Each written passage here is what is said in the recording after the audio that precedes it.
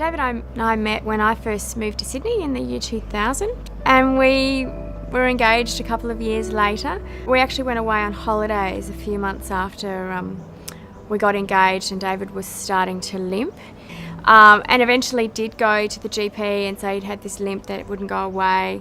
But he said to his GP that his father had died from motor neurone disease, or ALS as it's called. And so straight away the GP referred him to a neurologist, and they told us the news that he had motor neurone disease.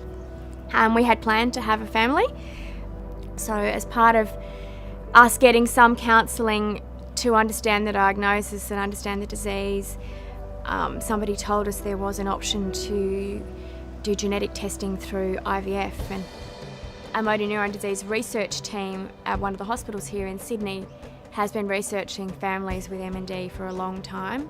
When we went to see them, they pulled out of the file a big piece of old-fashioned computer paper, the kind with the little holes down the sides, with a chart on it, a family tree.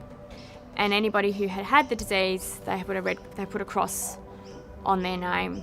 And David's name was actually already on the family tree. So it was chilling to see that there, to see his name on there as if they had been waiting for him all along and we didn't even know. We saw a genetic counsellor at the hospital who explained to us how the disease is passed on, that it was a 50-50 chance of David passing it on to his own children. And that just felt like too big a risk. I didn't feel like I could watch my child grow up wondering if that was going to happen to them. And when they told us there was an option to avoid passing it on, I felt really strongly that I don't want anyone at that hospital writing my children's name on that family tree.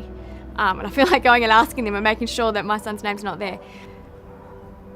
You know, it was obviously a very difficult emotional time, but I felt that it was the right thing to do.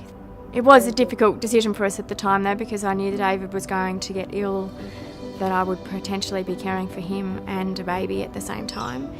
But it gave us such joy to have a child while he was sick, to be able to have some happiness in our lives at the same time as all the hard stuff. And and kind of ironically, you know, we did this genetic testing to stop passing on that particular gene, but it's almost some quirk of fate that every other gene David had seemed to go to Riley. He looks exactly like his dad, you know, and I don't regret it for a moment now, because I wouldn't have had the opportunity to have a child. I would definitely recommend PGD for anyone who's got a family history of a serious illness.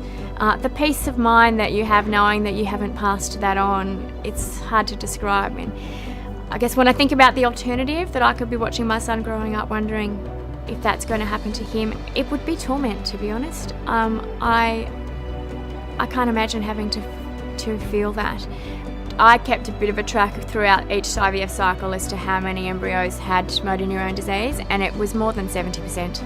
Every time I saw that, I thought, thank goodness we're doing this, because there's a 70% chance I could have had a child with this hideous disease. And I'm glad to know that for my little family at least, it's done. We don't have to worry about MND anymore.